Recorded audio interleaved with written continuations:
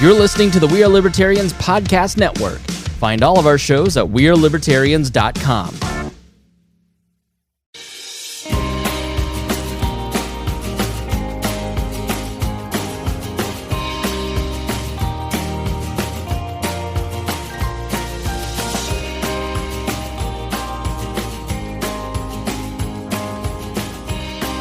Hey everybody, welcome to the show. I am Hodey Johns.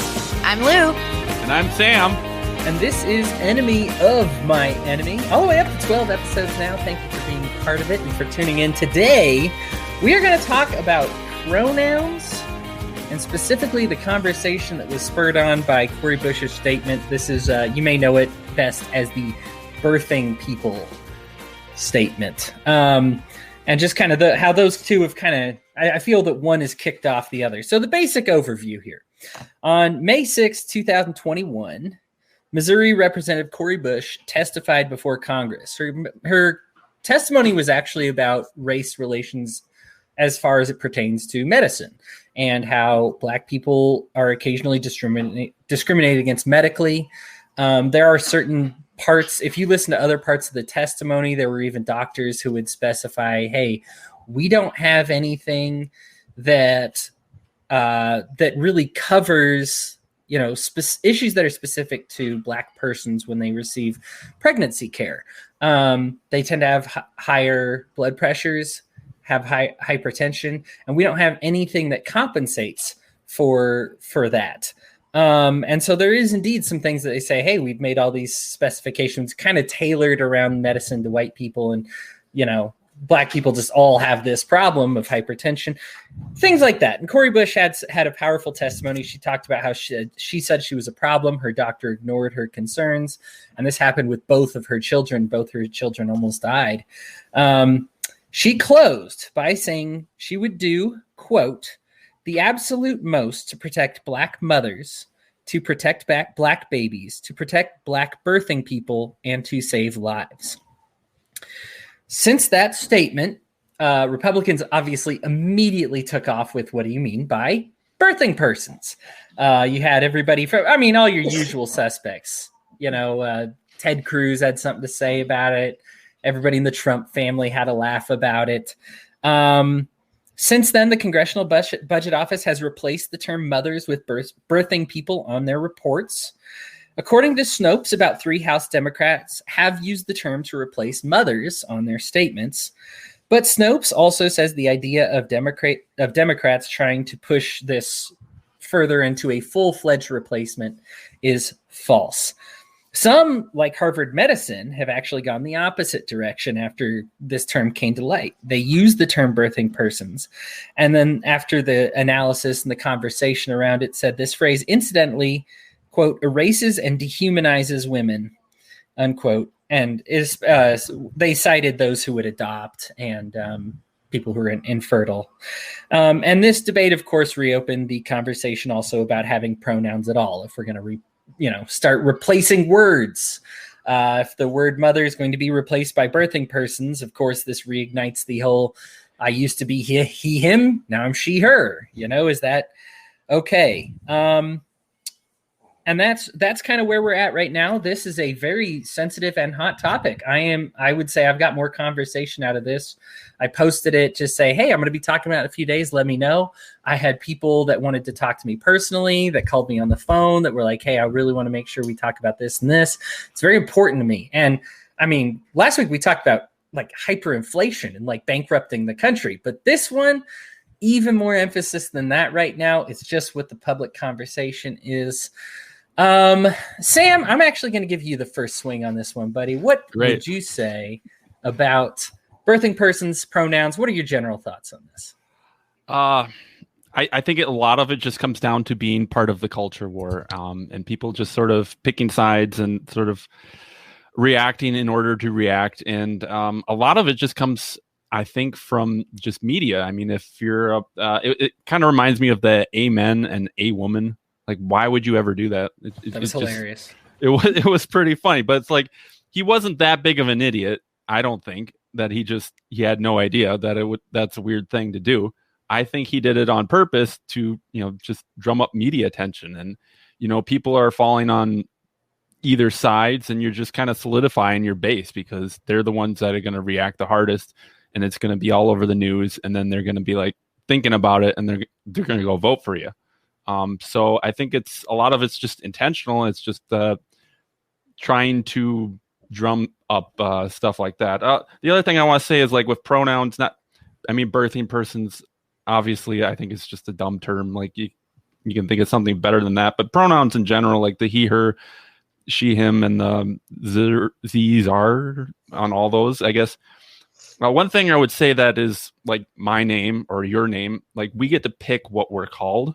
So I think there's precedent for that. Like you get to decide what you're called, and you can even legally change your name if you wanted to. Like, so I think you don't have a right to tell people what to call you, but you do have sort of a cultural obligation to call people what they want to be referred to as.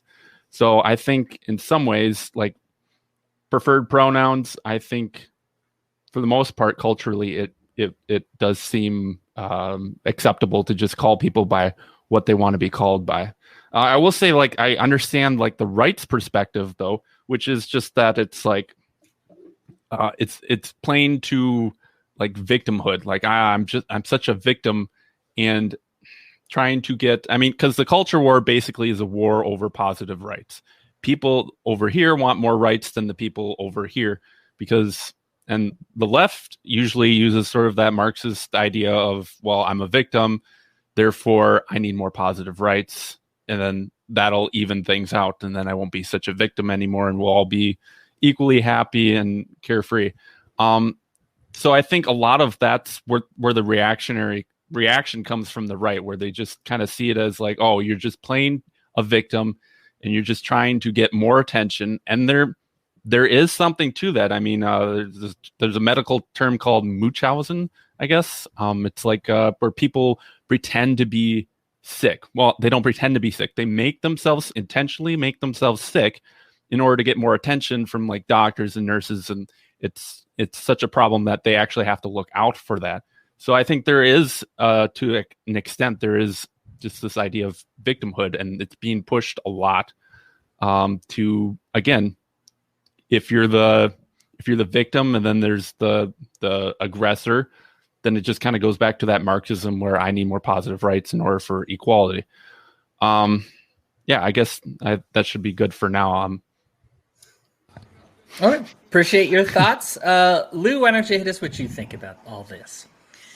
So going back specifically to Cori Bush's statements, and I think this is where I get really frustrated with, the right's reaction to the term birthing persons, specifically in regards to her statements.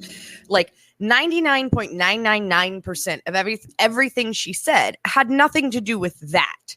So we're pivoting the entire focus of what she was trying to say, which is women of color are like, there's huge disparities in our medical community about how they're cared for and all of these things. And that, like, the disparities in healthcare for Black women compared to white women in general is obscene. And there's a big problem there. And it's frustrating to me that of all of the testimony that she gave, what is it the right is focusing on? The fact that she used the term birthing persons. And in no way did she use it in a way to erase or replace mothers. In fact, she emphasized mother. I didn't have the time. I wanted to go back and count the number of times she used the word mother in that statement compared to the one time she said birthing persons. And that seems to be all that anybody on the right heard at all, because it's just this knee-jerk reaction to want to find something to be mad about. And lately it seems like it's picking on, the chosen identity of people. And when it comes to the term birthing persons, as we've talked about, like in legislation, right? We, as libertarians, and most people with any common sense, look at Congress and, just our entire system and how legislation is written, and how you'll have a 5,000-page bill written and have to be signed or not signed overnight.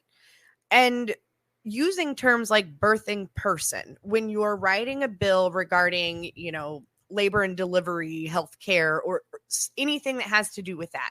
Using the term birthing persons is a more all-encompassing, because you can have trans men who have children. They're not a mother, and that's okay.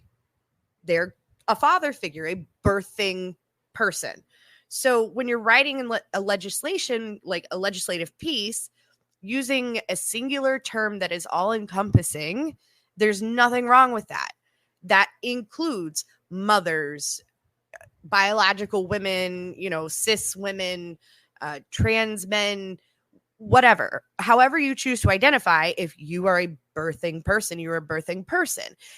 That doesn't erase women, mothers, and it also doesn't erase, it doesn't, I think one of the things that people really got up in arms about was the fertility things. But if, like, the issue of fertility, like that it's offensive and dismissive of women with fertility issues, when the entire point of her testimony was fertility issues and, preterm health, labor, all of those things. Like, that was the entire point.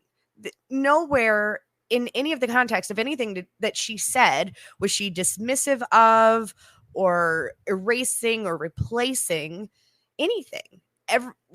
Across the board, anybody who gives birth or wants to give birth or has fertility issues and is trying to conceive,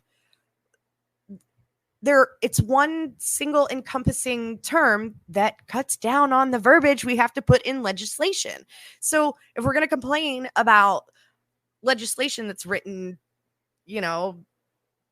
this thick that they have to sign in an hour, then don't be mad when they choose to boil down a term and not, because how Congress is, that you're going to have 20 pages just explaining who they're talking about. Or we can use a simple term. Like, it's not erasing anything. It's not replacing anything. And I get doubly mad because I feel like all this rage at, her making this statement just kind of proves the point that there are so many on the right who are erasing or talking over and ignoring the plight of women of color, particularly in this instance in the medical field. Let's see. Black women are 25% more likely to have fibroids, or 3 to 4 times more likely to die in childbirth in America. Like, that's unexcusable. The number of Black women represented in clinical studies they're so underrepresented. It's not even funny. Like 4% or some ungodly number in studies where they have to consent. Now, in studies where they don't have to consent, they're disproportionately, overly represented. Like, that's a big problem. So that issue in and of itself is very frustrating to me, because the entire point of what she wanted to say is being overshadowed by this bullshit rage, I think. To pivot more to the point of pronouns, I gotta say, I'm very, very proud to hear Sam's take on that. Like, we can choose our name. We can choose our pronoun. Do you have to call me that? No, I guess you don't, but you're kind of a dick if you don't. It doesn't hurt anybody. Whatever they want to, whatever you want to be called. How does that, it doesn't make my car go faster, so whatever. It's not hurting anybody. So, yeah. I think we should be affirming people of, what they choose to be. You don't have to get it to respect it. True. But I mean, this is how we get Marxism. Anyway, I appreciate those thoughts there. I'm glad actually you both had points. I had a lot to say on this, and you both addressed kind of major points that I had. So I appreciate that. So that way I don't have to drone on. I'm sure the audience will love that more as well. I did want to start. I'm going to move this from right to left here because ultimately it's a social issue. And so, of course, me being the center libertarian, I'm going to end up more left than right on this particular one. Crazy lefties exist. They are real people, and I think the left does themselves a disservice by not one, acknowledging their existence, and two, dismissing or acknowledging their existence and then distancing themselves from these crazy lefties. I actually, while I was researching this subject, because I actually, and you both were in the chat, so you're even aware of this. I can't pretend like I knew this happened on May 6th. They brought up the birthing persons like 3 days ago, and we decided to talk about this. And I was like, is this an issue? I had to go back and research everything. So I've had to quickly get caught up to speed. And I've been looking at some of like these left-wing posts that are kind of defending the birthing mothers situation. Perhaps the most famous one was, I don't know if they pronounce it Naral or Naral, but it's the largest pro-choice organization in America. And they were like, this is about inclusivity. And anybody on there is like, hey, I'm infertile, or I had to adopt. Like, and I really take issue with this replacing mother. They're like, suck it. You've been like, all of history has been on your side. Your time is done, you cis loser. Like, I mean, and this is not just them, but like their fans. Like, this is like what happens when you get, let's not pretend like lefties don't have any kind of toxic culture.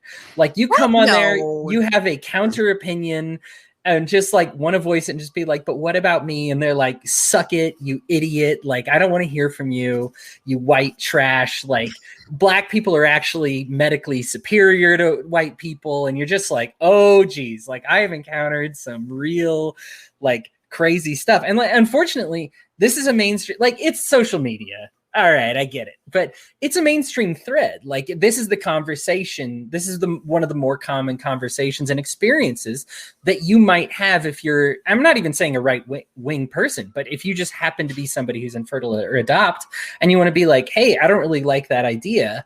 This is one of the most common experiences that you will have. I did see, like, just while I was searching for these things, and this kind of goes into the pronoun stuff too, people sewing penises that fit in diapers so that you can give your child a fake penis, so that if they feel like being trans later that the swing is not, it doesn't throw them off because they're used to having a fake penis in their diaper. And that's a thing. There's YouTube videos, which I think constitutes child abuse. I don't think it's abuse. I understand like calling your child, letting them choose their pronouns, calling them they, whatever it is. But there's times where I think it crosses the line into abusive, like where a little boy wants to play with a car and they like force them to play with a doll equally because they're like, we want you to make this choice later. You can't play with it now. And they're like crying. And it's just like, oh my gosh, like let your normal kid be normal. And like, you know, and I'm just saying, like, if you happen to have a trans baby, that's fine. Like, make that change. Like, you know what I mean? Like, you can still let them decide for themselves without taking away the things that they like at that certain age. That being said, Lou addressed this already. This isn't really, well, Naral, I guess, is kind of mainstream. Most of these are very fringe groups. And the thing is, even with things like Naral, your common person that's not on the internet will see those kind of conversations and be like, that's idiotic. That's really wrong. That's terrible. Birthing persons, it turns out, is kind of offensive to a lot of lefties as well, because it boils down motherhood to just birthing, your birthing machine, whatever. And so there's actually kind of an equal amount of left-leaning people that are irritated about this as well.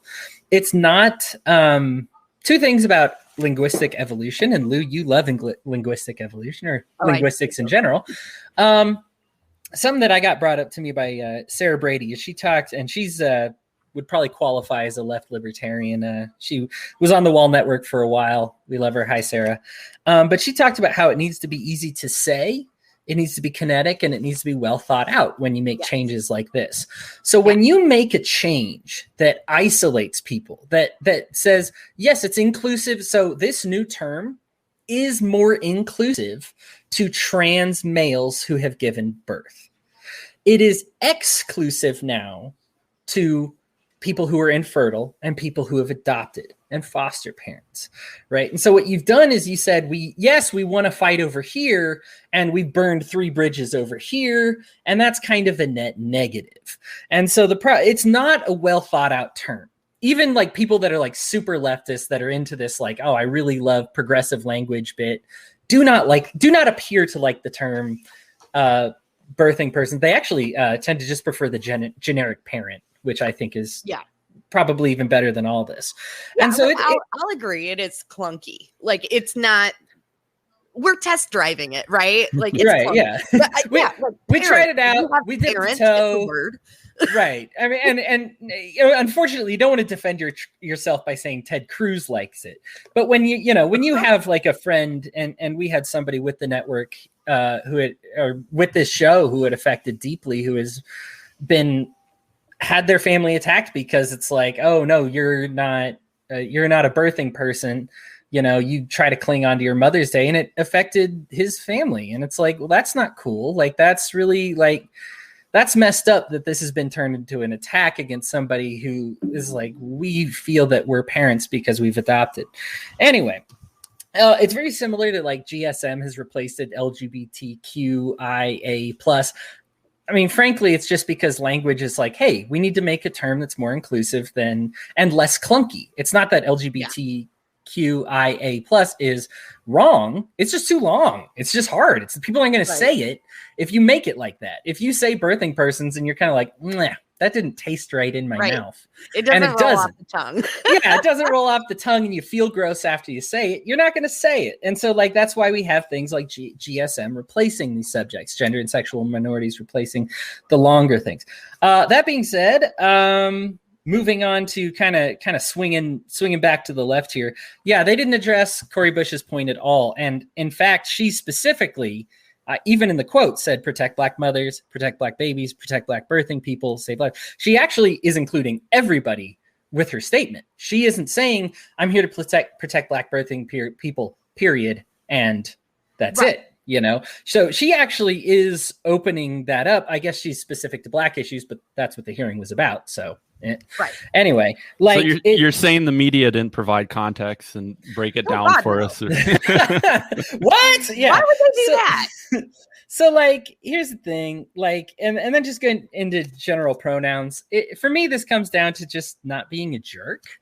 There's a lot of individualism that comes with making a change, whether it's choosing your own religion and bucking the tradition of your family, or choosing your gender and pronouns and bucking the tradition of society, or choosing a different job than what the family was maybe. These are all individualistic things that, hey, libertarianism's kind of individualistic. So like, libertarians should naturally be encouraging of people to be like, hey, if you don't like what somebody else put on you, be yourself. And it's not enough for libertarians to say, we think it's legal for you to be yourself. We should encourage you. We should celebrate you being yourself. That's fantastic. Like, and yes, that goes if you're like just a normal cis dude like me. That's like, yeah, I like being a dude. My everything on all my screen names on my video game stuff are like the Hodey man. I enjoy being a dude. I celebrate it. I'm happy about it. If somebody wants to join me in dudehood, sweet. If somebody wants to leave dudehood and join womanhood, that's too bad. You're missing out on a lot. No, I'm kidding. I'm kidding. No. Right? Like that's so cool. Like that we live in a society now where you're no longer like, you better be like this. You better be straight. You better be gay. You better be, this way. Like that we say like, no, you better be yourself. That's the one thing that we want out of you, is for you to be yourself. I think Ben Shapiro always makes himself look like such an ass on this. And here's specifically it. He's begun to like get his ass kicked by like YouTubers recently, because what'll happen is he opened his mouth. Well, that that too. Sorry, not a fan. No, it's all right. Like the thing is he'll see somebody and to you or I or any common sense person, this is a woman. Like it just is. It looks it, and he will stop himself like 5 times during the interview, calling her a her. And then be like, oh, I'm sorry, sir, mister. And you're just like, dude, when you have to correct yourself, like to go back to the bigoted thing that you say, like you've lost the argument. Because the point is that it is, as much as people don't want to hear it, I'm not talking about sex, I'm talking about gender. It is a social construct. It is something that we have social norms around. We have social ideals about. And if somebody fits into more with the ideals that come with being a male or a female, then that's what they should be, because ultimately we've crafted a society that talks to people in these terms. And that when they look at you, they address you in these terms. We say sir and madam. We say he and she. Now, unless you're going to try to propose some kind of neutral pronoun, which, as we talked about with linguistic evolution, fine, but it has to match actual evolution. And right now, we're not really there. And you can... A they is fine. And there's some people like, one of my favorite ones is who left their sandwich here. You're not going to say who left his or her sandwich there, even though that's technically correct. Right. And even, I believe even the like AP tests have started like, for schooling is even started to be like, no, they is fine. It used to be you had to say he, her, they're cool with they now. And I love that because it's something that even kids kind of say. And we've had to correct like, no, it's he, her. And then it's like, no, it's there. Like it's easier to say it that way. And if you don't know, it's they is a great one. But it is a little clunky. And right now we still have many, even outside of the pronouns, Mr., Mrs., sir, madam, lady, dude. I mean, we just have many of these. And that's about all I had to say. Go ahead, Sam. All right. The other thing I was thinking about tonight, I forgot to mention this before, since I am supposed to be representing the right a little bit. Okay, good. I think we're corrupting him. I mean, I'm an individual. I actually just think for myself usually. He did say preferred pronouns instead of just pronouns, so he is still a little on the right. Yeah. Anyhow, go ahead, Sam. There is also the thing where, like, say someone walks up to you, you don't know them, you refer to them as what you find obvious. Yes. In that situation, I don't think it's something that you should always correct. I mean, for instance, my name's Samuel. People call me Sam all the time. People call me Sam so much that I just tell them, call me whatever you want. Because you can call me Sam. I don't care. It's like not the end of the world. Just call me whatever, because I'm not going to inconvenience you to call me Samuel unless we're like really good friends or something like that. And even then, half my friends still just call me Sam. It's no big deal. But I mean, so the responsibility, there's 2 sides to the responsibility. On one hand, you're responsible as a human being to refer to people in a way that is most respectful to them and that they prefer to be. But there's also, on the other hand, you should be sort of want to be, you shouldn't make other people bend over backwards to acknowledge you in a certain way, I guess, also. The other thing is, like, if someone's a woman, what does that mean? Does that mean like she is a cook? Is she a dishwasher? I mean, that would be sexist, right? So like if you refer to someone as, so like woman does not equal dishwasher, that's sexist. So then when I refer to someone as he, and he is wanting to, I don't know how to say this. He wants to be acknowledged as she because of whatever. I'm tripping over my words here, but it's like we're pretending that the word he means something really significant when I don't think it does. Like there's a lot of overlap between he and she and all of these different things, and it's just a minor distinction in a lot of ways. I would have to disagree when it comes to someone who has gone through the struggle of, finding their identity and coming out to their family, going through the medical processes and dealing with, a lot of terrible interactions and people being very hurtful and harmful to them. And, you know, whether it's a stranger on the street, your own parents, a doctor, an educator, like people who are trans have so many. So I wouldn't like that distinction is huge for them because it's an achievement. It's, I have looked fear in the face and I did this and I worked hard because this is who I am. And so I think it's a disservice and it's erasure to say that it's not a big deal, because for these people that go through this, it really is. It is their life. It is everything to them to finally be able to be who they are.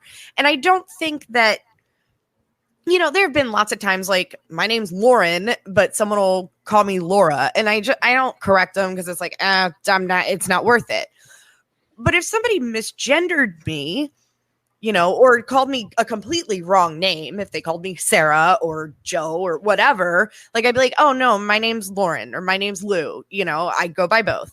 Like that doesn't have to be confrontational. Like I called somebody the other day the wrong name, and I was like, your name is, and she was like, oh no, it's this. And I was like, oh, my bad. And like, we moved on, and it wasn't a big deal. It wasn't confrontational.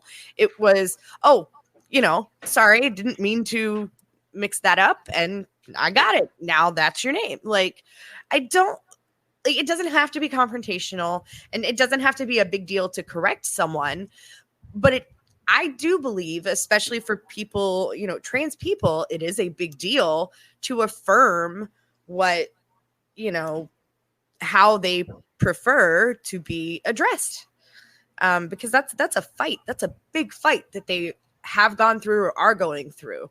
And you know, to be but my question would be like, why fight it? Why do you have to be referred to by this certain thing? You said they should just, I mean, there's the individuality aspect of it, where why don't they just be who they are? Like, if I'm a transgender man, why don't I just be a transgender man and accept the fact that, you know, people are going to, you know, misgender me or something like that?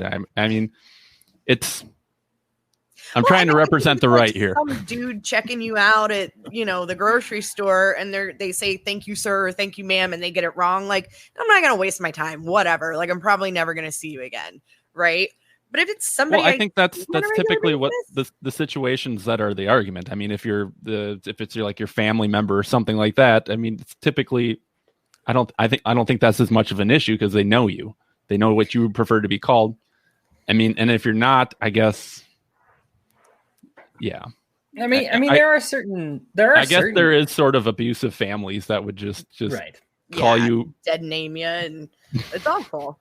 It's probably true, right?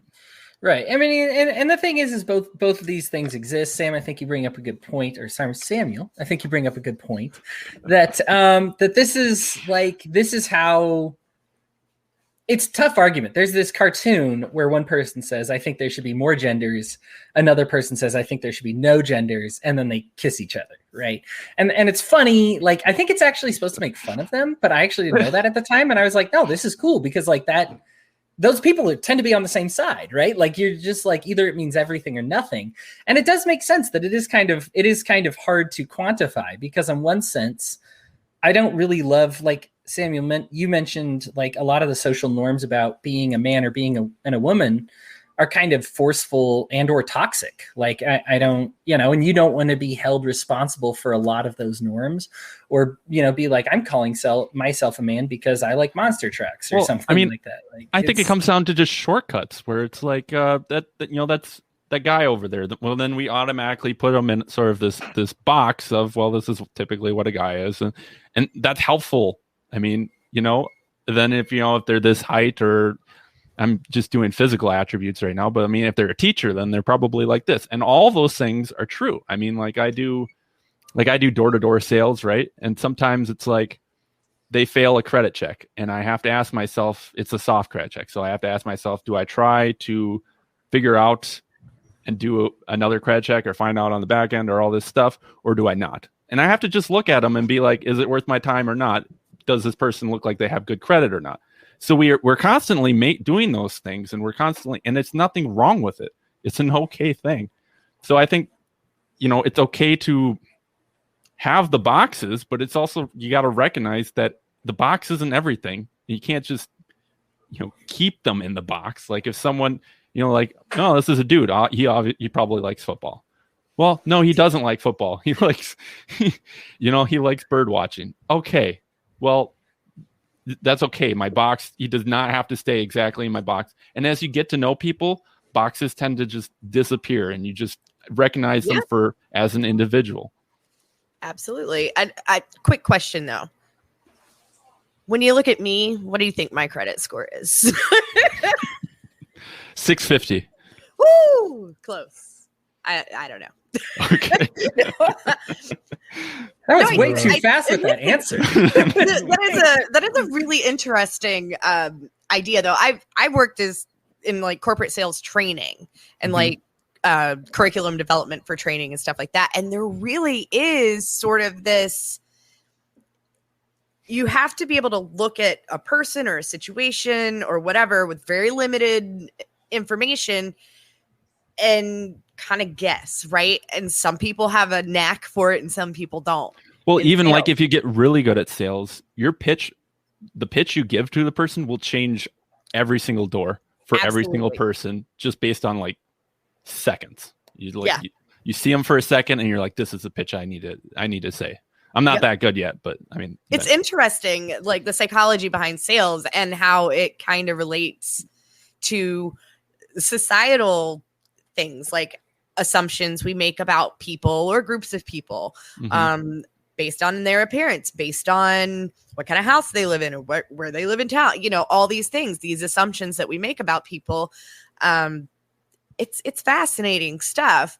But then when you, like you said, when you really get down into it and you get to know people, those boxes really do disappear. I mean, if any of you guys have ever seen my husband, he's like big, burly, beard, bald, tattooed guy, right? All piercings. He likes kittens. Scary looking.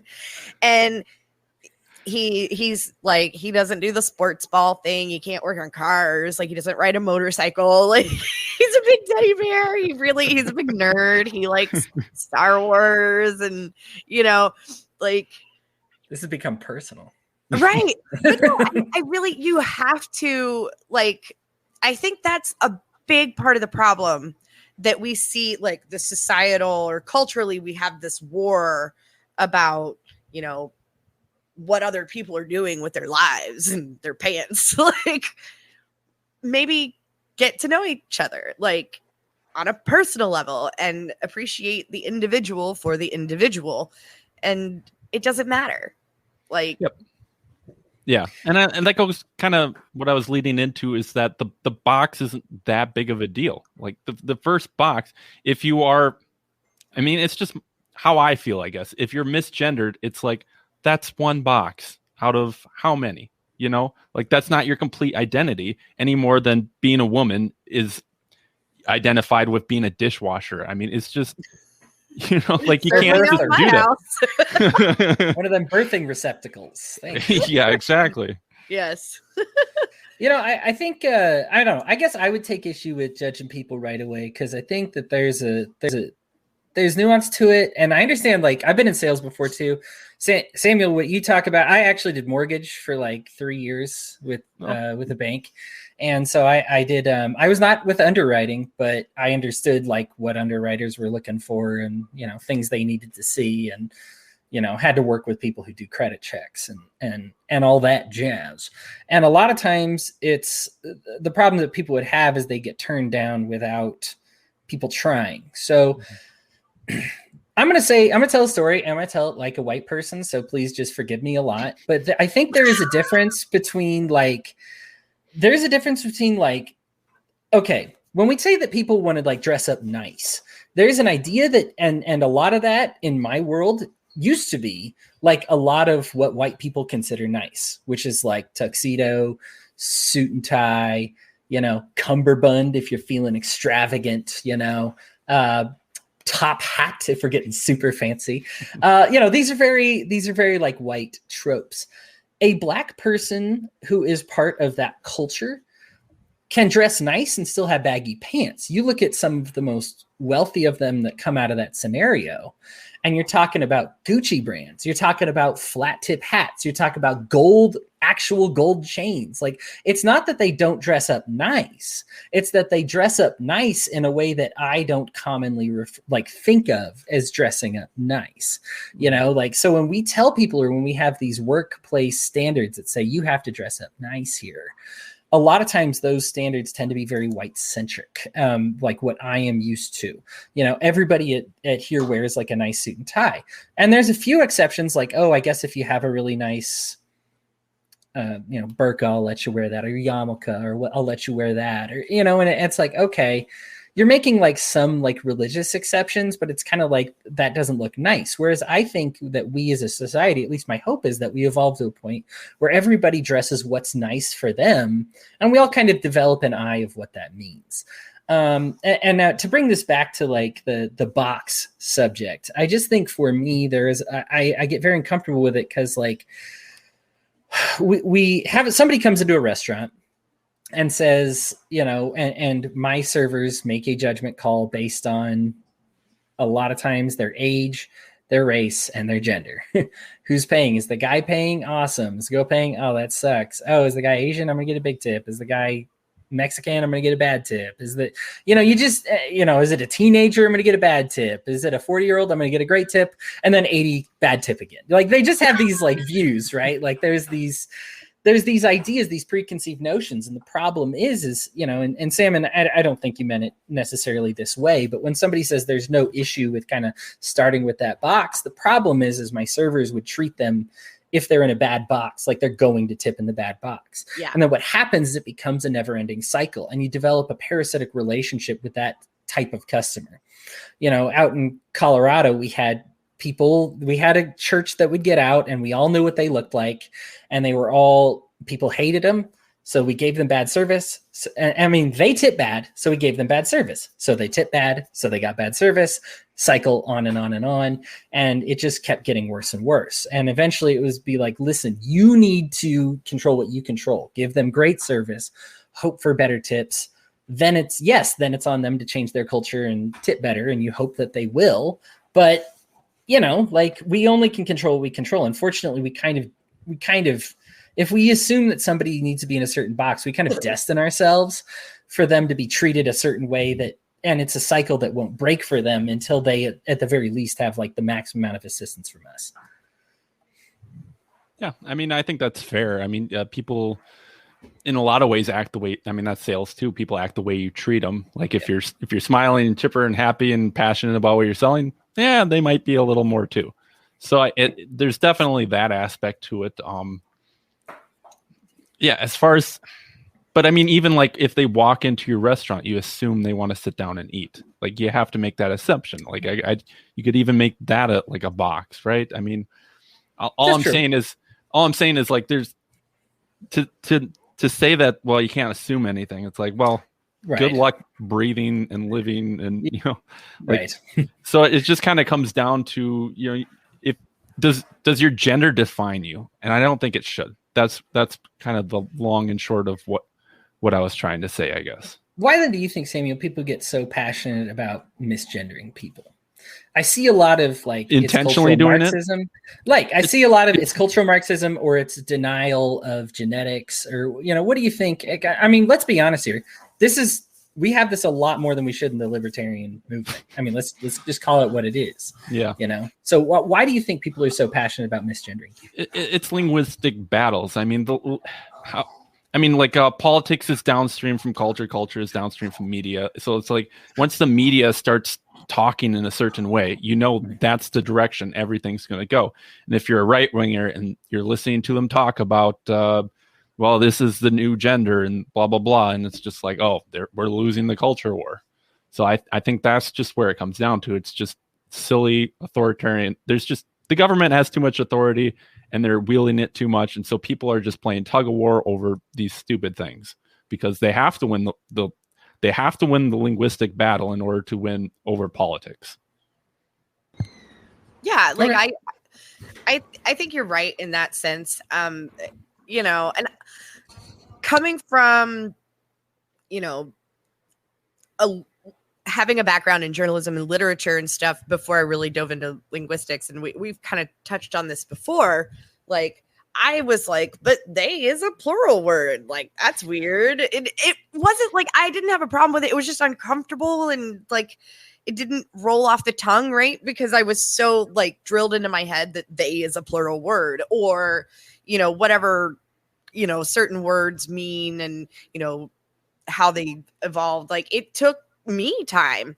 But, you know, so I do think that is, you're right, like how it's sort of a domino effect. And as the media sort of pivots in how it talks about certain things, like there's going to be the pushback, and then there's going to be the people who are right on board. And that's just is what it is. And it always has been. And I also wanted to talk about or touch back on, you know, how we look at people and we have assumptions, right? Implicit bias, like, it's a thing. Like, it is human nature to assume, to stereotype, to have some sort of implicit bias. It doesn't have to be like a bad thing. Like, you have it, you're never going to erase it. That's human nature. But if you're aware of it and you can address it, you can ask the questions, find the answers. And, you know, as much as you assume something about a person, you should always kind of counter assume that you could very well be very wrong. Like, and that's okay. Like, it happens. I don't think anybody on the left expects that, you know, white people are just going to wake up one day and be like, we're not racist anymore. Like, everybody has, like, implicit bias is something that is ingrained in our systems and our infrastructure and our institutions and our culture. All us on the left are trying to say is, you know, just be aware that you have implicit biases, and that, and on a subconscious, unconscious level, like, everybody does. And just acknowledging that we do, and when somebody points out a bias, instead of a knee-jerk reaction, go, okay, so the bias that I have, or the assumption that I made, or the stereotype that I put on someone, you know, am I harming?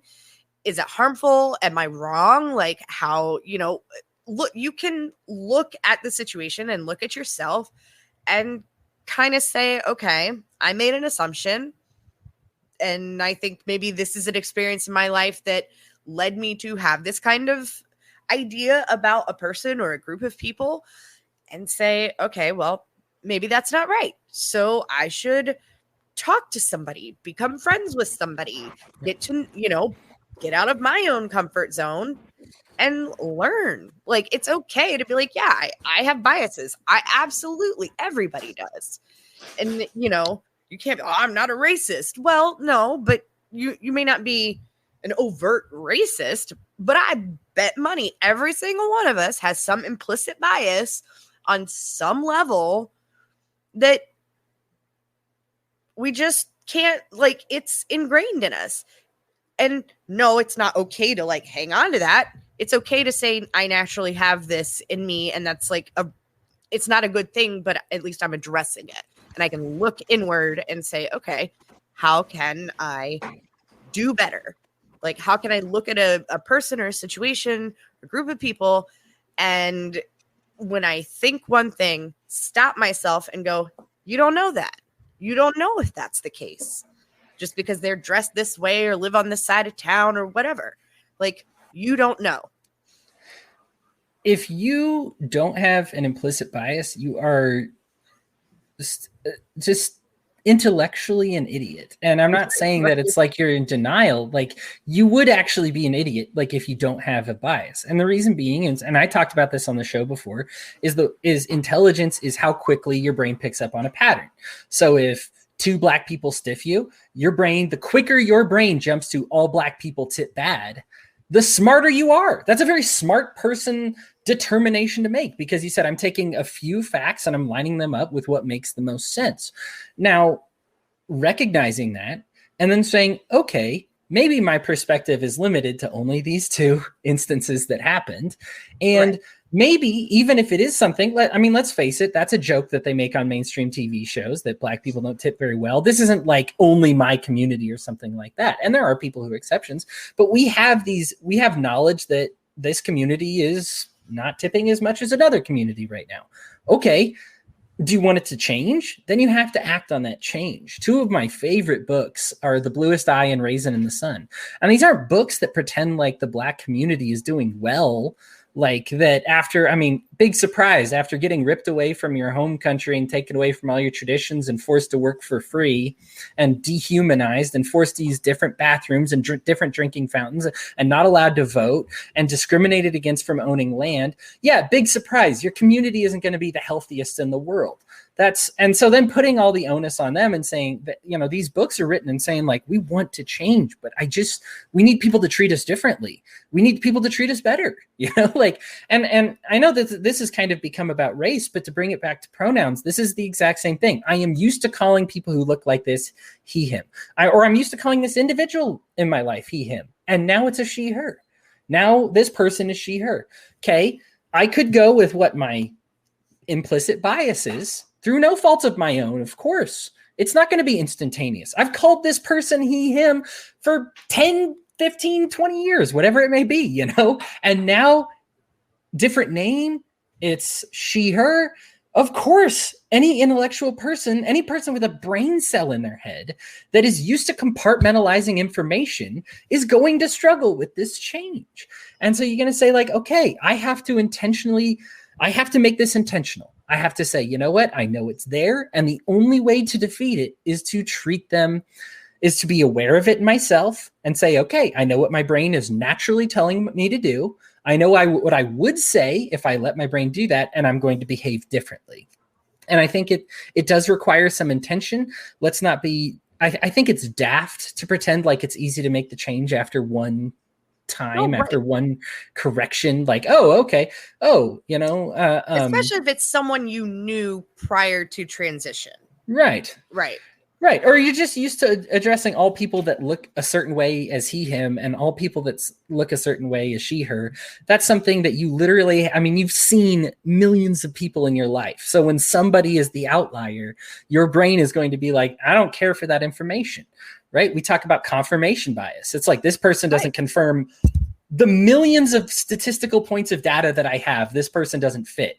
So I'm going to do one of two things. I'm going to either recognize that and change, which requires work because I have to fit this one piece of information in with all these millions of synapses in my brain that are containing information otherwise, or I'm going to cut them out of my life and deny them their humanity. And like, I understand why people do it. It's not just like hate, but they can't find a way to overcome this part of their brain, No. and it's easier. It's natural, but human nature isn't always great. Right. Human nature in some cases was cannibalism. Like, right. So, we grow up, we get past these things. But like you were saying, it is like, even my daughter who, she's going into 4th grade, but in kindergarten, so not all that long ago for her, I remember seeing worksheets and it was like a boy and a girl, and it was very stereotypical drawings. And I understand like they're trying to simplify it for kids that age to some extent, but it was very, binary, him, her, very distinct two things. And like, I don't know how much at 5, 6 years old she really picked up on, but like I tried to explain to her, I was like, sometimes people can be born one thing and then decide and feel like and inside just know that there's something else. And like she's looking at me like, oh, But now that she's older, like I have several trans friends that are around quite often, and like it's totally normal for like, it doesn't faze her. And I've worked really, really, really hard to like overcome like that implicit bias in her and be like, this is normal. Anybody can be whatever they want to be. It's okay. Like, and I'm fighting that from the public school system, which I thought was really weird. I don't know. Like, so it is something that is drilled into our heads, like these binary ideas or implicit bias that we have from a very young age. And I think part of it is, oversimplification of things. Part of it is just denial of things. I mean, there's a lot that plays into it. I did want to, before we moved on from this subject, we didn't address it, and so I do want it to be addressed. How much do you think thought policing is happening here? Do you think there's an attempt at, what do you think, is there anything piggybacking on the pronoun discussion or the birthing person discussion that you think could be used in a harmful way? Is there some type of, I guess, policing going on that's saying like you're not allowed to think of somebody that way anymore, either with legal or with social consequences? Question for both of you, by the way. I mean, I was looking at very recently there was a teacher who had been, I don't know if he was put on administrative leave or what the situation was, but then he was reinstated. And it basically came down to he was refusing to refer to a student, I believe it was, by their preferred pronouns. And, I kind of glanced over it, and I don't know all the details, so I may have this wrong. But it kind of sounded like when he was reinstated, it wasn't you're right, I'm sorry, and I should have been more considerate of this student. It was, yeah, I won, and I'm going to call him what I want. I know the details of the story you're talking about. The guy is like, my God commands that I gender people this way. He's one of those guys that makes Christians look bad. As a fellow Christian, I'm just like, oh gosh. Yes, thank you. I was like, dude, that's like the amount of hate and just from people like that. And it's, it's not hard to just shut your freaking mouth, man. Or just like, that's not the time and place to make that fight. He's a public school teacher. I think the funny thing is that whole court case. And Samuel, I'm going to get back to you on the original subject because this is a bit of a side diversion. But the reason he won is because it was determined that because it's a public school, the public can't discriminate against freedom of speech, but private schools can. So he's allowed to be bigoted in a public school, but would not be permitted to in a private school that determined that they didn't want those things. So isn't that hostile towards the student? It is. Common sense says otherwise, but it's his freedom of speech. And because it's a public school, now I imagine this will be overturned, but it is apparent as of right now, he has to acknowledge the public schools have to acknowledge all freedom of speech, including hateful and bigoted speech towards other students. I know. And that's a ruling. That's a crazy subject. I'm glad you brought that up, Lou, because I saw that exact story. I hope those students march through those halls and yell every nasty word. Oh God! Why does that they go to a different classroom? I'm so mad. I don't really want kids to do that, obviously. But sorry, Samuel. You know what? I guess give you the last words on this subject here. I mean, I guess it's an impossible situation because you're having kids forced into an institution, and then you're having a teacher who can't get fired. So I mean, there's really no. If you're going to a Baptist school and they won't refer to you by your preferred gender, okay, well that's you went to a Baptist school. What do you? Right. So I mean, in that case, I would say, yeah, that guy has every right to call you whatever he wants. It's according to his religion. I would not expect someone to violate their religion to call me what I prefer them to call me. That wouldn't make sense. So on that hand, but on the other hand, if you're in a public school, you're forced to be there. I don't know what else to say. That dude sucks. That's all there's. Right. Yeah. that whole thing. Yeah. And I mean, to be fair, even in a private school, you should be able to call people whatever you want. And I think, Hodey, you were mentioning before, what do you think is coming down the pipeline with stuff like this? And I think we already have, I was looking into being a real estate agent a while back, and I was reading, and you cannot have a picture on your wall of just white people. If you have a picture on your wall of just white people, that's discrimination. You have to have some black people in there. If you show people an area where you think they would probably want to move, and it happens to be where minorities are and you're showing a minority, that's called leading, and that's also like illegal. And so, I mean, there's all sorts of ridiculous laws that can come out of this stuff. So, real estate, especially, that's one of those. Yeah, I know I said I'd give you the last word, but just to confirm, yeah, we had to have the same approval rating among every demographic of group. Like when I was doing loans, and so that meant like I had to approve. If we approved 50% of white people, I had to approve 50% of Black people, 50% of Hispanics, 50% of just every category. I had to approve. 2008, 50%. Wasn't it? And I will grant you, this was, I'm trying to remember, this is old. I mean, I did this like right out of high school. And so I was a teller at a bank and I ended up moving up to this. And so I'm probably looking at about 2008 actually ish, because I graduated in 2003. I probably would have become a banker at about 2008, 2009, 2010, somewhere around that is when I would have got my mortgage license. But yeah, it's, yeah, all bad. Anyhow, everybody, thank you for tuning into the first half. We're going to conclude with the next half. And we're going to give you a piece of our mind. So hang tight real quick and we'll be right back. And welcome back, everybody. Appreciate you hanging through the break there. I'm going to lead with a piece of my mind, as always, because I think the piece of my mind is always so fascinating. My own mind is just the best. I wanted to talk, I'll admit, I'm not going to talk about politics very much on this one. I guess it could be tangentially related, but I just really wanted to talk about the subject because I just find it so fascinating. I am in, everybody's part of different communities, right? We got the Liberty community, which almost all of us are part of, like, everybody here is part of the Liberty community. We have people that are part of a book club, or you're part of the Boy Scouts, or you're part of, moms, dads. I mean, especially, I guess this does connect a little bit with the front part of our conversation there. But I am part of a community of smokers, but not the smokers like the don't tell my Mormon bishop on me. Not the smokers where like I puff up, but like the smokers where we smoke meat. And I love that community. It is just, if something goes wrong, you've got 10 people that are like, oh man, try this out. It's also positive and encouraging.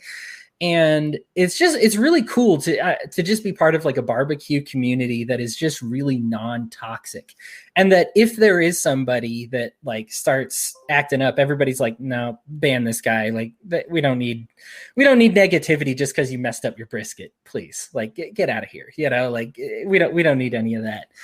And, I love that I am part of this community. I'm fascinated that it's impossible to duplicate, like with politics. It just seems like there's no way to get that toxicity out, because it's a big community. Like when you're part of like people who barbecue, or on forums of people who barbecue, that's a lot of people. Like, it's not like I've taken this small, like, oh, there's 3 of us and it's a non-toxic group. Well, that's easy to do, right? Like us 3 having this conversation. I have, enemy of my enemy hosts, and there's, 12 of us or something. And yes, none of us are toxic because I chose people that are toxic.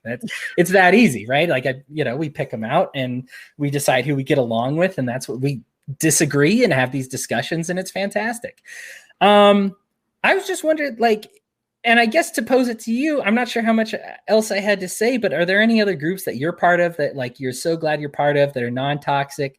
What are your favorite parts of being in that group? Like, because for me, like just being able to build with them, it lets me be very vulnerable with them. Like I can show them like, here's how I screwed up. I'll go real vulnerable right now. I haven't had a dickens of a time getting my turkey to turn out right. And I can do like my brisket and pork are great, but for whatever reason, the inside's juicy. It's not that I dry it out. It's the outside it's so bitter. And I'm trying to figure out how to figure that out. And when I say that, as opposed to people being like, oh, because you're a dumbass, or because like, you don't grill as well as I do, you rookie idiot. I went in and be like, hey, I just started smoking meat a year and a half ago. So I'm new. I'm just now learning stuff. I'm branching out to turkey. And they're like, man, that's so awesome. Glad to have you here. I'm so stoked for that. And it's just so refreshing. I guess the only point I had with this is I think we should be more like that to people in the Liberty community. But I did want to turn it over to you guys and see if there's any like non-toxic groups that you were a part of as well. It's kind of like gym culture. I mean, if you have some overweight person show up at the gym, like they might be self-conscious and all of that, but literally everyone else in the gym is like, yeah, like you're working out, like you're changing your life. That's really awesome. So I think it's the same probably with grilling people or smoking. Is it smoking or grilling? I had to leave. We can say barbecue. People. Barbecuing. I mean, all right. Yeah. And sure. I also want to point out that I walked to my friend's house because we were just getting together to smoke some cigars and drink a little bit. And he was wheeling his smoker out to the curb to just get rid of it. I was like, I'll take that. So I just wheeled it to my house. Oh my gosh. I know. So then Did it work?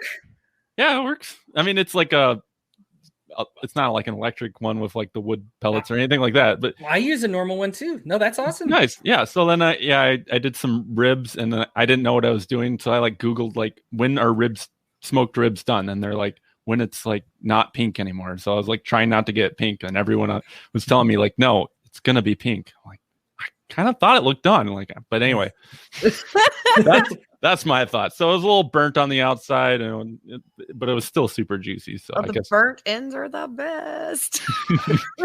My first several racks of ribs, same thing, Samuel. Burned them on the outside. I feel you. And then, yeah, it took me a long time, but I've got ribs now. Ribs, pulled pork, and kind of brisket are in my wheelhouse. It's the other ones I'm trying to. We'll have to talk later. Yes. I was gonna say like, but we could have like a whole episode. The rest of this conversation is now. Right? I don't know what was on a piece of your mind this week, guys. I don't know. We're gonna fight over like which barbecue is better. Like, is it Carolina barbecue, Memphis, Texas? Like, I can so get into that. And this is where the barbecuing community turns toxic. Yeah. Well, I guess that's a good point, right? Yeah, my other friend got rid of his propane grill, and so I just took that too, and it was a pretty nice one. And like it doesn't for summer.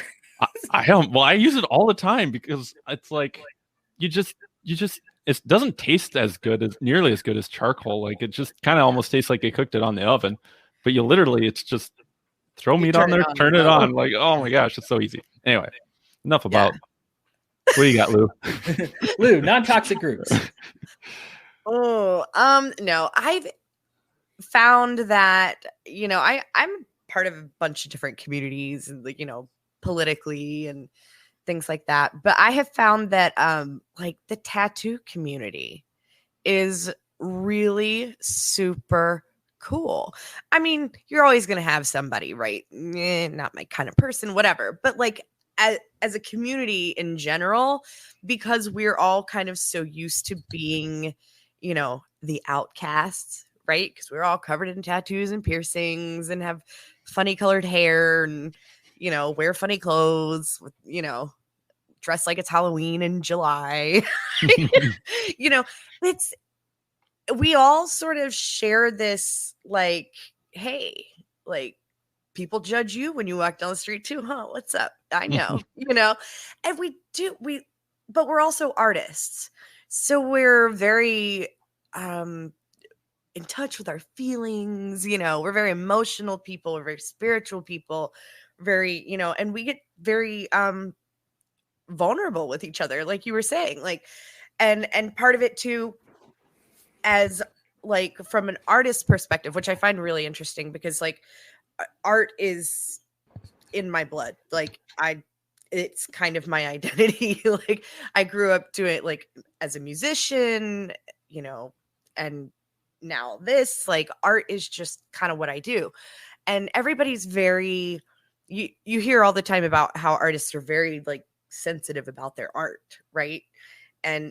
But there's something slightly different in the tattoo community where I can go to another artist and be like, hey, like, how did you do that? Like, teach me this. Or, hey, I found this really cool trick and I can do this. Like, and sharing things, and we're learning from each other. And like every single day at work, there's 4 artists, at our shop. Every day at work, we're all like looking at what each other's doing. And my work wife, Mandy, she's fantastic. She did a piece today, and it's not finished. So, I mean, the guy's going to have to come for like probably 3 or 4 sittings for several hours. It's this very realistic, the soldier's cross, the boots, the rifle, and the helmet, and it's going to have these really beautiful wings, kind of tattered wings, and a flag behind it. And and he, of course, was telling his story about being over there and getting hit with an IED, and he lost people. Like, that's another thing. We meet some of the coolest people in our industry. So not just inside the industry, but the people who come to us to get tattoos. Like, we just meet some of the coolest people, and everybody's very open. What is it? Bartenders, barbers, and tattoo artists. Like, we are basically therapists. But on the artist side, we're all very open and helpful with each other. And then on the, like, even if you're just a consumer, a collector of tattoos, like, we're all very open with each other and very super supportive. Everybody's got a story to tell, and like, people leave and I know their whole life story, and it's cool. That's such a cool community. Like, I love it. One of the quickest ways to get like dismissed from the culinary community is to have like a secret ingredient. And I didn't understand why like there was such a like I thought that was like real good chefs have discovered like a secret ingredient that they don't share with anybody else. And that's what makes them them. But really the reason it's a culinary art isn't it's like being an artist and saying, oh, I don't want to tell people that I did these with the pencil.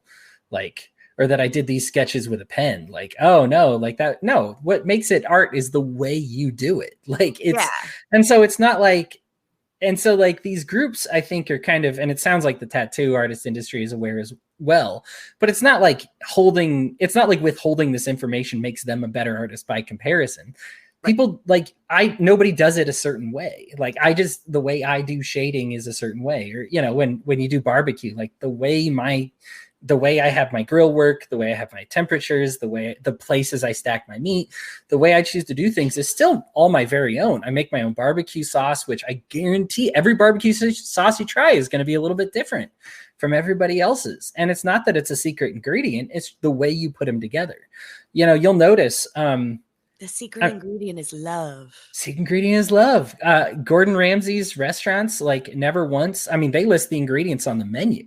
They're so unafraid of. I mean, you see how it's done. It's done on TV every single day. He's not afraid that you're going to put him out of business because nobody does it like him. Like it's just people do it a certain way, and I mean, people have mixed feelings. I don't really care for Gordon Ramsay's anger hissy fits, but his like are amazing. Yes. He gets to be a little therapeutic when it's like when you see someone just doing everything wrong and half-assedly, and you see him come in and just lay it out. It's like, yeah, I wish I could do that in my job. Right? Like I've had jobs. That's what I think that is. But anyway, right? I've had jobs like that where like I'll be like, I could really go on a Gordon Ramsay right now. Like, listen here, you pasty faced, whatever. Like, you just go crazy. Yeah, sandwich. Yeah, I'm an idiot sandwich. That's right. I don't know. I just think that it's something to strive for and to think about how inclusive these communities are. And we can't kick all the toxic people out, but we can encourage non-toxicity. And you can be that non-toxic place. Like when somebody does ask a rookie question or say something in a certain way that you just tell like, okay, you're new. Like, not everybody knows taxation is theft until you're a libertarian. You've heard it a lot. For a lot of people, it's not even the reason they joined to begin with. Yeah. And so like the first time somebody might just be like, well, I mean, I want the roads to be maintained. And you can feel the tidal wave in the back. You're like, this person is going to get buried. Like this is their last day of being a libertarian. I already know because they just talked about the roads. Like it's over for them.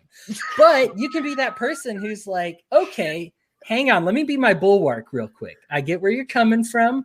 I'm glad that you're talking about this because it's not something that we want to ignore. Like it's something that we want to address. And so I just think like when you see somebody making that move, just remember what it's like to be a rookie yourself. Almost none of us were born libertarians. I mean, it's just the way it is. Almost all of us came from some place. And even those who like might have had 2 libertarian parents, a lot of times find themselves becoming more libertarians or changing from right to left to center libertarian. It just, develop different ways of seeing things. For some people, taxation, it's less about the theft and more about the immorality, or more, whatever it may be. Like, we just change perspectives a little bit. And I just think it's good to be that non-toxic person.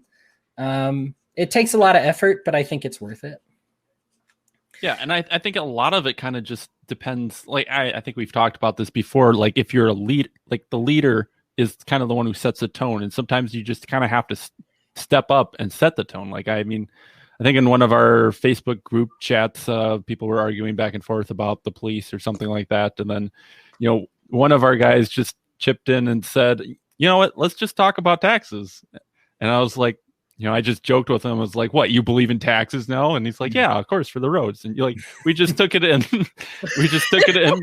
a positive direction, because it was just like going nowhere. And I think you can just, like, if even libertarians you can just build your own community. Like, it's not about getting rid of people. I mean, sometimes that's inevitable, but a lot of times it's just, you gotta just set the tone.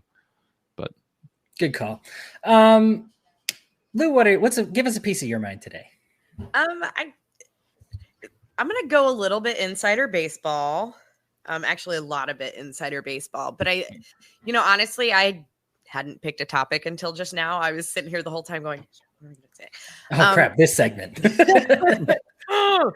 But on kind of on this same topic, right, of the infighting and that sort of stuff. Can we talk about New Hampshire?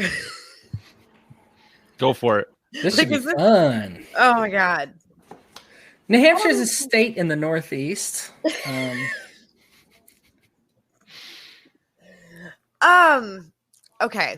I'm going to try and keep this in broader terms.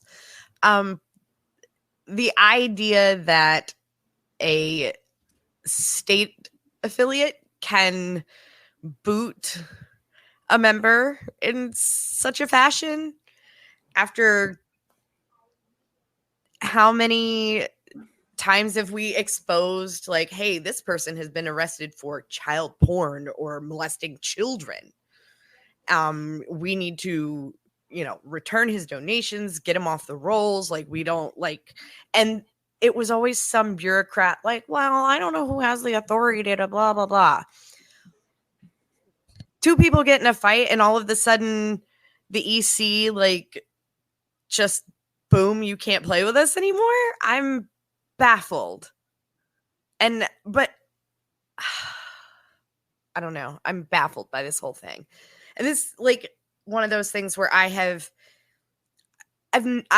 not, nor will I ever leave the Liberty community, but the party is sort of where I've the political arm of the Liberty movement is broken. I think it's totally fair to say it's not for me too. Like, there's some people who can make it work. Lou, you and me, we've been on a same campaign together before. Yeah, it's fun. We believe in the candidates. We love spreading the message. But there comes a time where you just kind of say, like, I'm better at the culture stuff. Like, I am so much better at making libertarians in my community than I am on a campaign trail. Some people are just better on social media than they are in a campaign. For those who are great at campaigns, I mean, Spike Cohen, hearts, baby, like, good for what you do. It's just, I suck at it. And I think it's fair to just be like, I suck, and that's not for me. As far as specifically the situation in New Hampshire, I think I've got almost everybody involved blocked on both sides. So I have no problem mentioning names here. God. But the Libertarian Party of New Hampshire has a very controversial person for their social media. And so naturally they, we can talk about the difference between saying, oh, at least they're talking about the subject versus at least they're talking about the subject, but they hate me now because of the way that I talked about the subject. Right. Sorry, go ahead, Sam. You you should tell the story, like what it is we're talking about. I mean, I kind of know what we're talking about, but like just like from start to finish, what is it for the listeners? Sure. So, and this is now I've had a lot of these people blocked before this whole thing went down. So, Samuel, you can even and Lou, you can add details as this goes. From what I understand, Jackie Perry is what I would call a reprehensible human being within the libertarian movement, and she is very good at. She's a known liar. She thrives on anger, hate, just the most vile comments you can think of, and she is kind of on the left side. On the right side, you have what's his name, Jeremy Kaufman.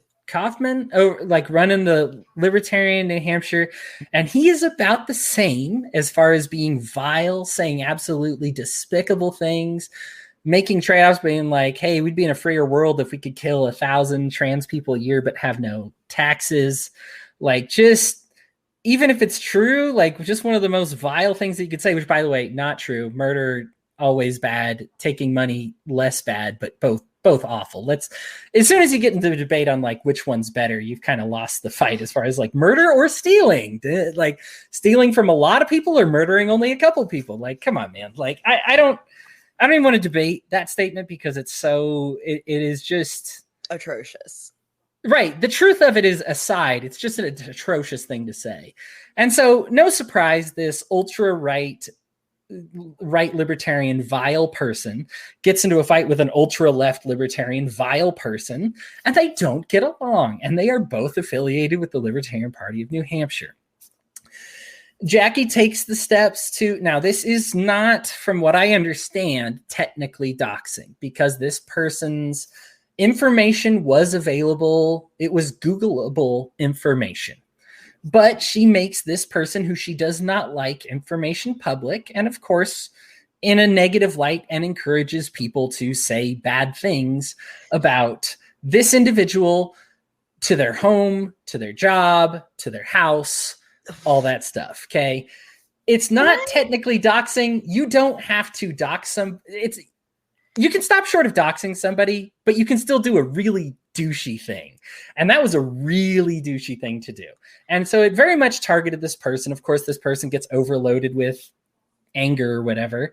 And what do they do in response? They disaffiliate, I excommunicate, whatever it may be, whatever libertarian function it is, Jackie Perry out of the Libertarian Party of New Hampshire. They say, no, we're not taking your dues anymore.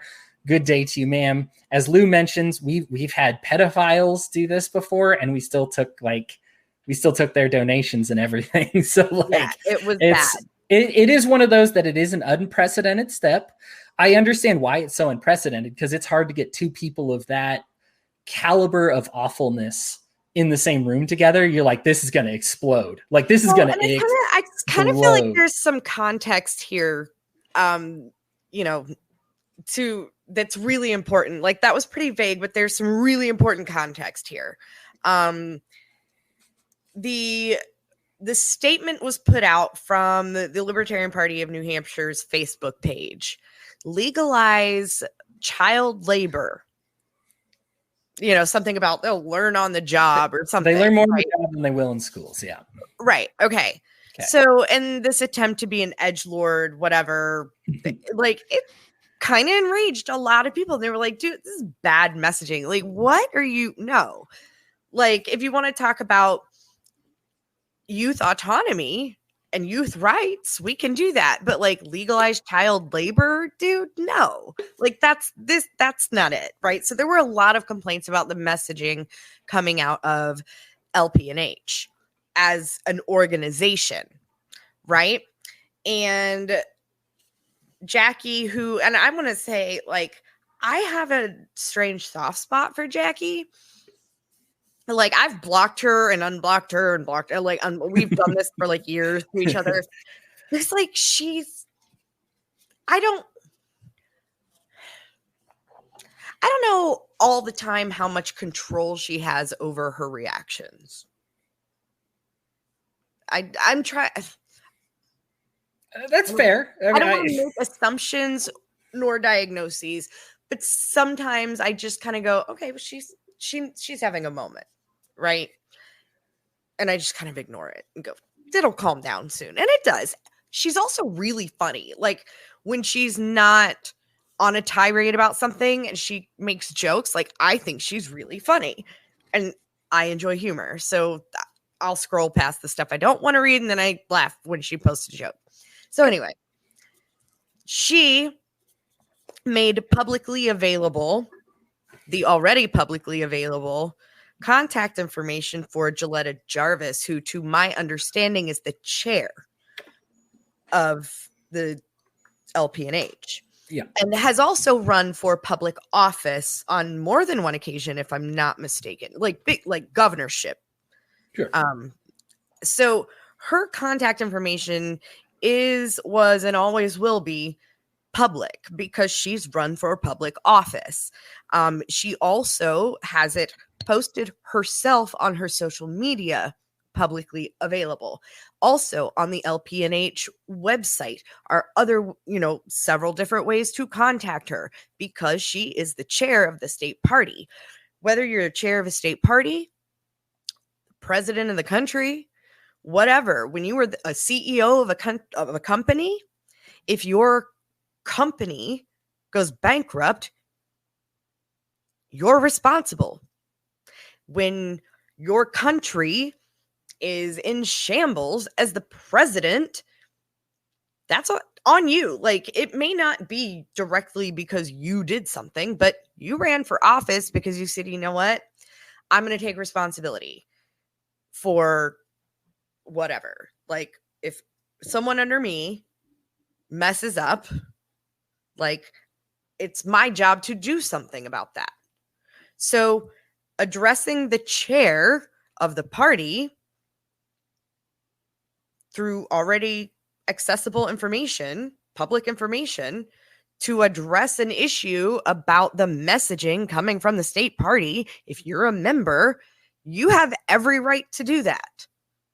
Every right to do that. And as libertarians, like, one of our biggest things about a free market is voice, like having your voice heard in high numbers. We boycott, we sign petitions, we march down the streets. Like, we want our voices heard in numbers when we are unhappy and the person at the top has to take some action, right? And so instead, they got pissed and literally had like a secret meeting and kicked her out. And they're still trying to, like, I'll be really honest with you. I think there are probably 5 other things that Jackie's done in the past that I would have been like, a review might not be a bad idea. Like, ugh, this wasn't it. It's possible they considered all of that as well. I don't know. Well, Samuel, we've had the floor for a long time, and you should absolutely have a view here. And for those with some more context, the LP New Hampshire is I guess not friendly, but has members in the leadership position that are members of the Mises Caucus, which Samuel is also a part of, and we love our Samuel. So Samuel, go ahead and you'll probably have a different take on this than we will, but give us your thoughts on this. First of all, I don't know either of those people. So I'm not going to have lucky dog. You are so lucky. Being a part of the Mises Caucus, I heard I heard kind of what Hodey was saying about the person who did the doxing or whatever you want to call it. But I haven't heard anything about the other person or anything like that. So I'm completely out of the know on that. I will say that if you look at Wikipedia, doxing is the act of publicly revealing previously private and personal information about an individual and an organization, usually through the internet. Methods employed to acquire such information include searching publicly available databases and social media websites, hacking, and social engineering. So, I mean, you could technically say that while they searched publicly available information, they were still doxing. I don't know how semantical you want to get into that. As far as like the child labor thing, I didn't really like the tweet either. You got to draw the distinction between child abuse and child labor. Like, I worked as growing up as a kid on a farm. Like that wasn't child abuse. It was child labor. And I think when they just kind of talk about child labor and don't make the distinction, everyone's just kind of jumping to all this child abuse. And yeah, you have to make that distinction, I guess. I do have to say, like, having a background in communications and PR, particularly in politics and working with candidates, like, I do understand like the method and the idea of using a message like that, for instance, that is really extreme and it gets people talking, right? There are better ways to do it.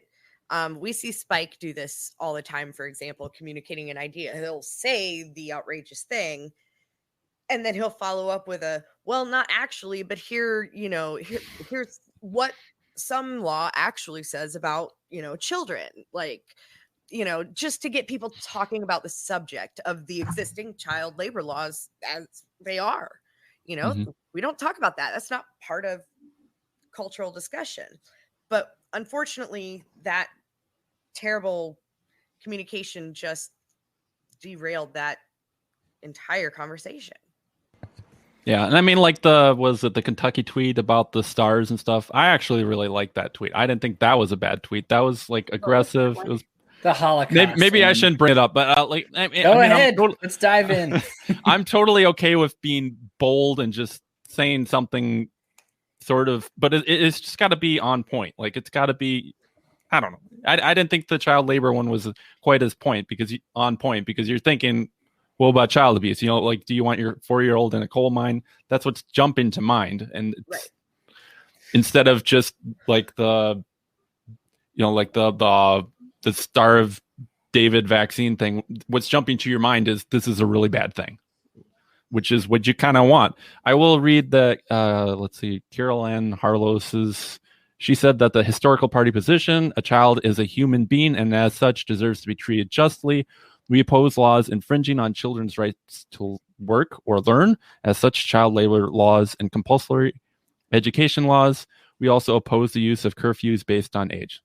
I thought that was a much better way of putting it. Like, yeah, it's just, absolutely. It's putting it in a positive way. Like, we want this good thing. And yeah, it is kind of like talking curfews for kids. Rights. Like, that's stupid if your parents allow you to stay up at night, or maybe your parents work odd hours, or like, I mean, I thought she put it really well. And well, I mean, I don't know if she wrote it, but that was a previous party position. So, well, and this is also the Libertarian Party in New Hampshire. And let me point to a better tweet that they had within like a day of I think like the day before this bad tweet came out, was they said they linked a story about a girl who was working in a floral shop.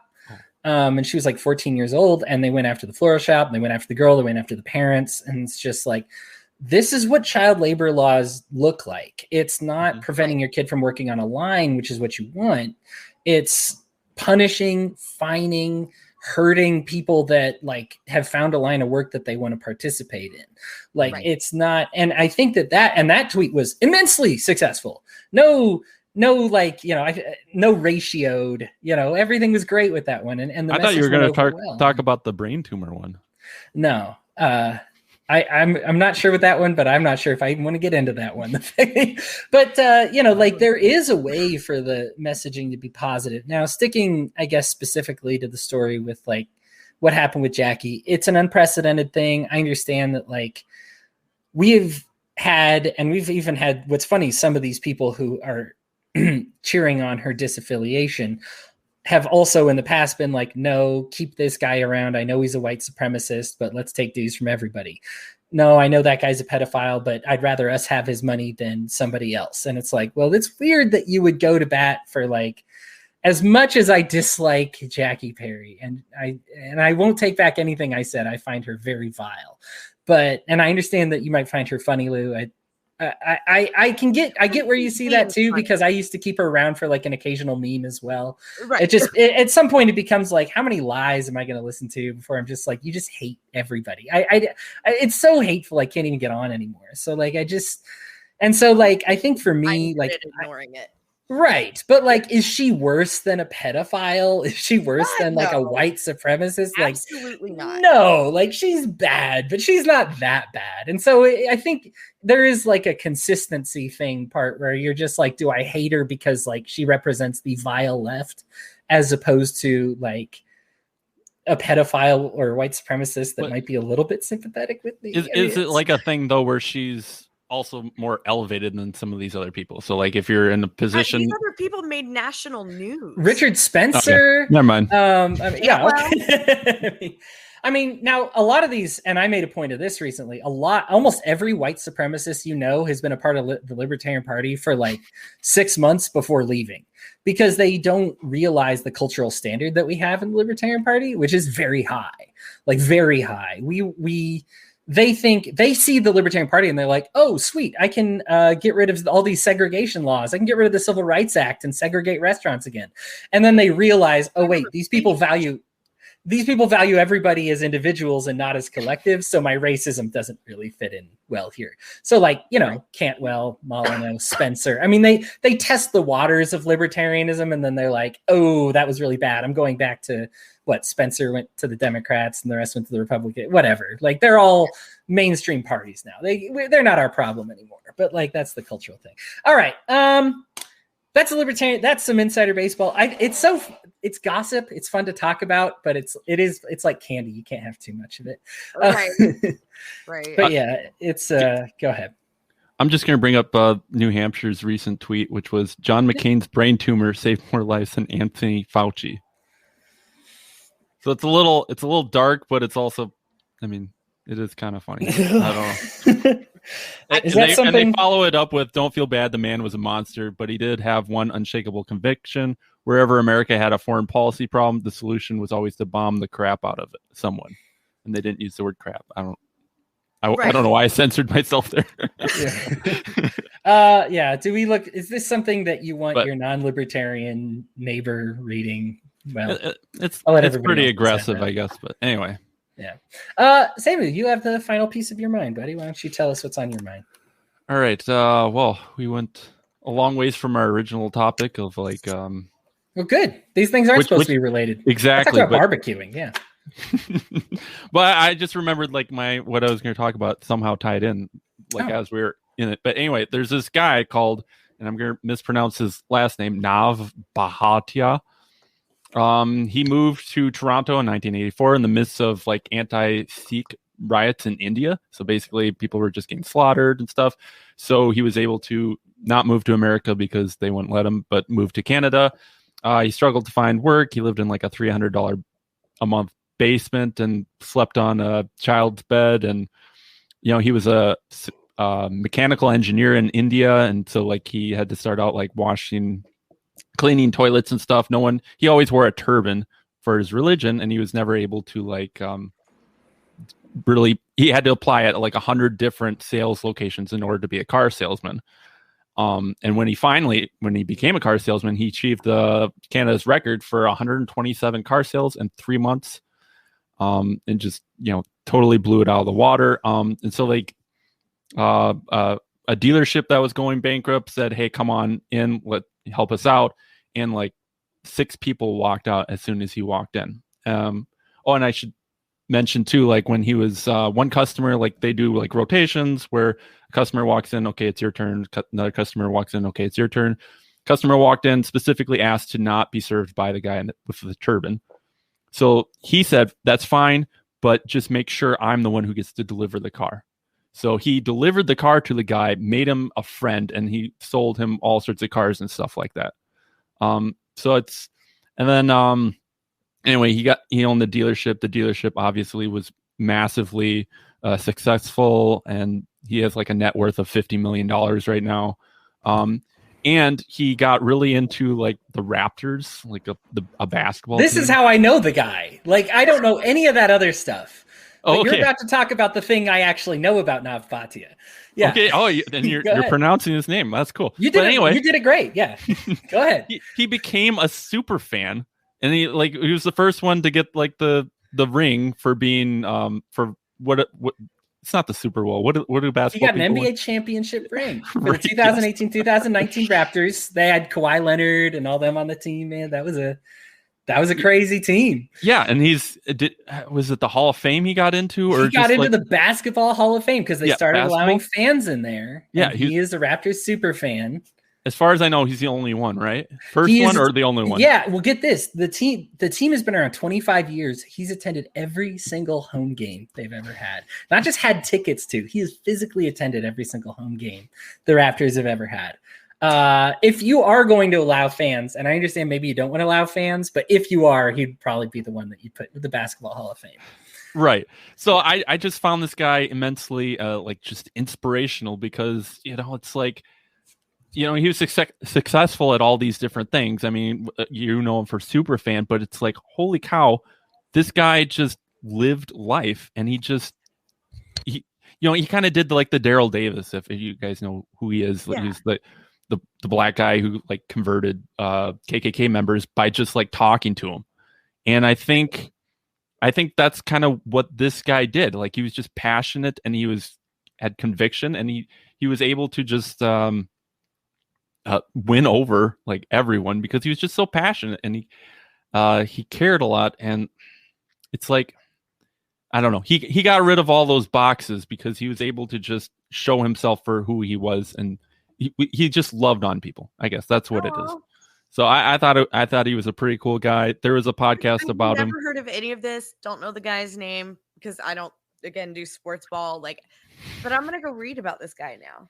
Yeah, well, you should check out the podcast on Words and Numbers that they feature him, and Words and Numbers. Hang on, I'm writing this down. it's presented by Fee. Okay. So yeah. I didn't see Fee had a thing on him. I'll have to check that out too. He's like fanboying over here. Anytime somebody talks about sports, there's not enough libertarians who talk about sports. That just flat It out. is weird how it's like sport. They never really mix. I don't know, but yeah. But anyway, Well, I found him immensely. But that's right. Yeah. But I just found it immensely inspirational that a guy could do all of that. And of course, he's an immigrant, so like he's in Canada, and he's just like, everything's amazing. I can just do all this stuff, and he appreciates all the things like we take for granted, and he has that work ethic and that drive. And I don't know, it just inspired me to just we always say like live life to the fullest. We mean like take time off work, or go on vacation, or spend more time with your kids, but we never think like, no, just enjoy whatever, no matter what you're doing. Like, just make a habit of just enjoying your life. And I've kind of tried to apply that to sales too. Like, when I try to sell someone, it's like, I just love you. Like, I'm not trying to just push something on you. I just love you. I love life. And that, I just try to have that attitude and just be passionate. No. I mean, do you sell like chocolate or something? Like, so I'm trying to think of something that would convey that love. Well, I actually sell discounts on your electricity because you can opt into a community solar garden, and you're going to save some money. Oh, so I really just walk up to people and save them money. Yeah, but they're all just lost your right-wing card right there, man. Well, no, because community solar gardens, you sound like a socialist. Yeah.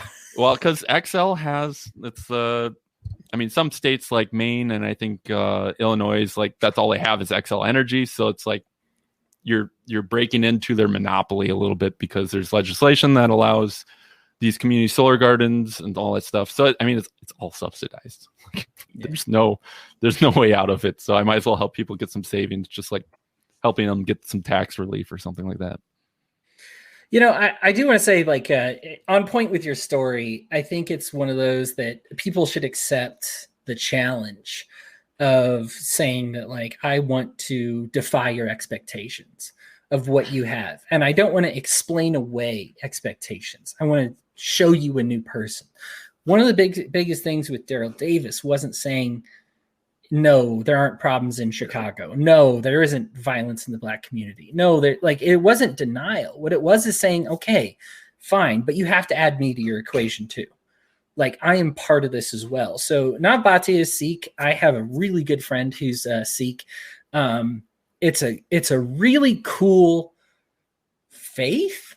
And it's kind of one of those like Buddhism where like people are like, I'm not sure if it actually counts as a religion kind of thing so much as a philosophy, but it's a really cool, like just a lot of great even Christian overlap. I mean, they even have, quotes from Jesus and stuff they'll talk about. So obviously their Jesus friendliness always perks up my ears. And so I listen and being a student of theology, I love studying all religions. And so Nav Bhatia is one that, makes my ears peak up because he actually had to leave because of anti-Sikh riots in India. Mm-hmm.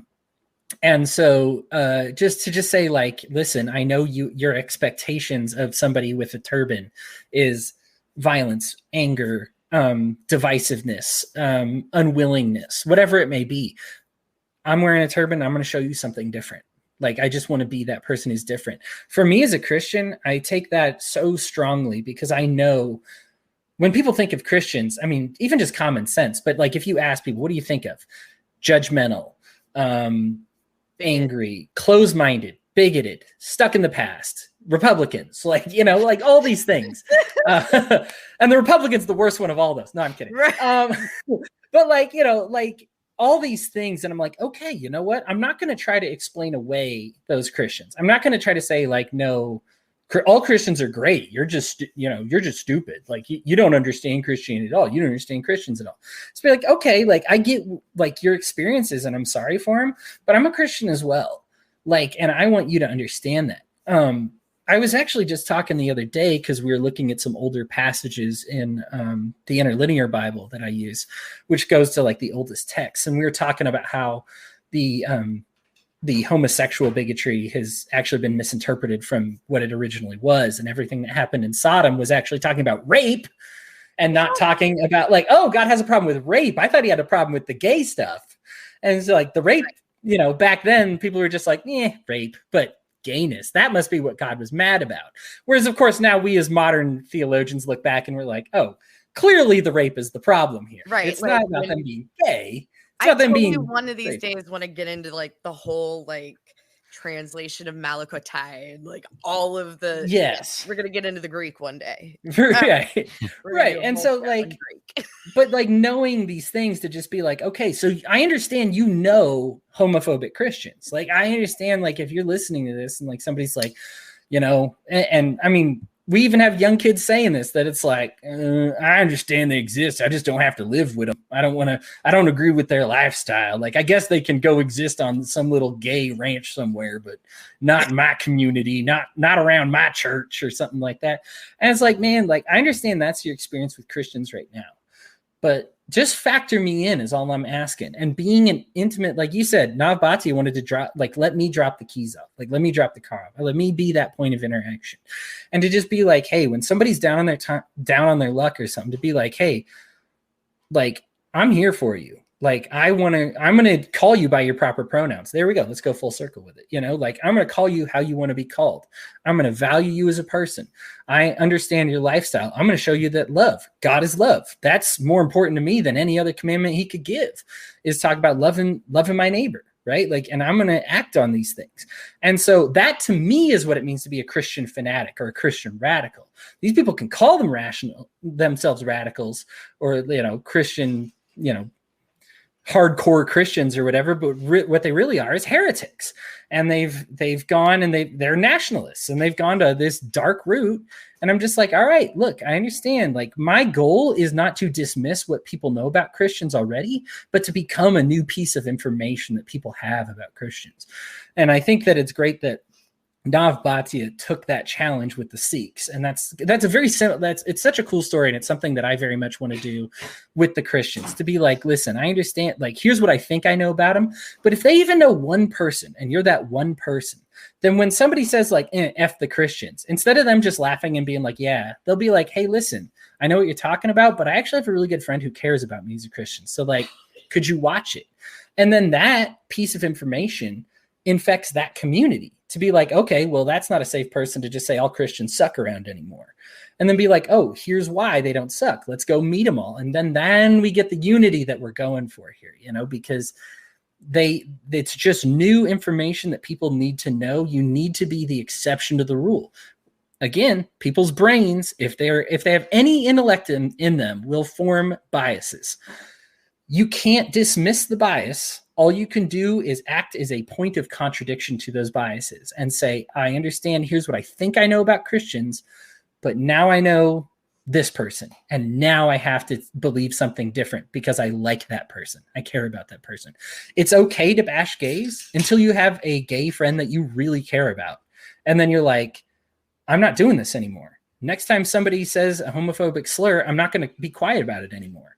And it's not because I'm gay suddenly. It's because I have somebody to care about who's gay, So like, in Canada, you're not going to get away with an anti-Sikh slur anymore because people are like, no, that guy's really cool. That's all I got. No, I almost feel like you wrapped it all up so neatly in a little bow. Came full circle. I got nothing else to add. I could talk about basketball for a few minutes or something. I don't do the sports ball. Oh, man. That's a sports slur, by the way. That's an athletic slur, the sports ball thing. That's my word. You can't use that. I care about you, buddy. So there we go. I know somebody who cares about sports, so I can't talk smack about them anymore. All right, everybody. Well, thank you so much for tuning in. I really appreciate it. Hey, same thing as usual. Every time you click, we make bank. Every time we make bank, the program gets bigger. We go on more platforms. We get more exposure. And that's the way it goes. So just download this on everything you can. Share it. Recommend it to your friends. If you're listening to this on one platform like YouTube or Spotify or Stitcher, go and listen to it on a different one. Leave a positive review on iTunes, whatever it takes. We are still new. We are growing with every podcast, and I'm super happy about that. Samuel and Lou, obviously a pleasure. I love having you both on, and I appreciate you both taking time out of your schedules. I know that this is a big commitment on a weekly basis. You're both busy, and I really do appreciate it. You're such a delight, both of you, to talk with, because I could talk about myself forever, and I like to surround myself with people that I doubt myself. Like, I'm like, oh, I'm smarter than most people, but not Lou and not Samuel. So I'll take them on and then just that helps me like limit my talking time, because then I'm like, all right, well, I don't want to take time away from somebody who knows what they're talking about. But well, it's great being on. Yeah, I appreciate it. Someone said it's being on a podcast is like being on someone else's boat. It's wow, what do you say? It's like it's great until you have to have your own, like something like that. Yeah, so this is a blast every time. Awesome, man. Well, thank you. I'm glad you're having a blast. Listeners, again, love you. Enjoy the rest of your week, and I'll talk to you again.